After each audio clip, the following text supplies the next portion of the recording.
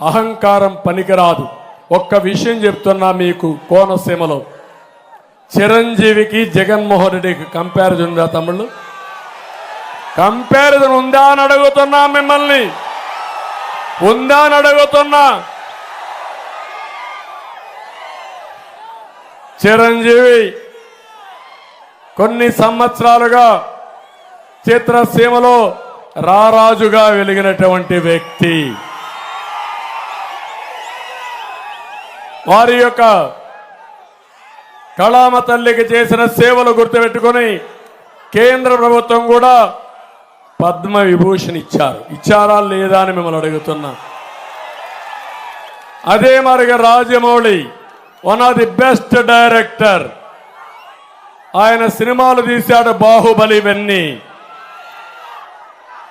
Triple కూడా మన తీశాడు. ఆయనకు కూడా పద్మభూషణ్ ఇచ్చారు.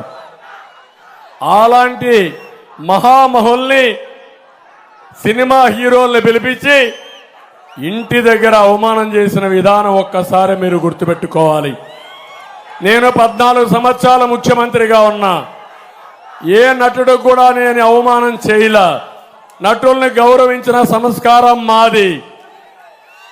పవన్ కళ్యాణ్ గారి సినిమాలు వస్తే కనీసం సినిమాల్లో ఆడడానికి రేట్లు కూడా ఇవ్వని దుర్మార్గుడు ఈ జగన్మోహన్ రెడ్డి.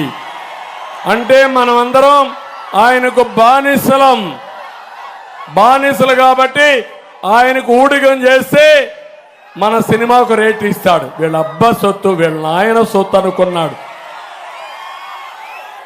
అలాంటిది చిరంజీవి గారిని, సినిమా ఇండస్ట్రీ మొత్తాన్ని అవమానం చేసిన వ్యక్తి, అహంకారైనటువంటి వ్యక్తి ఈ దుర్మార్గుడు.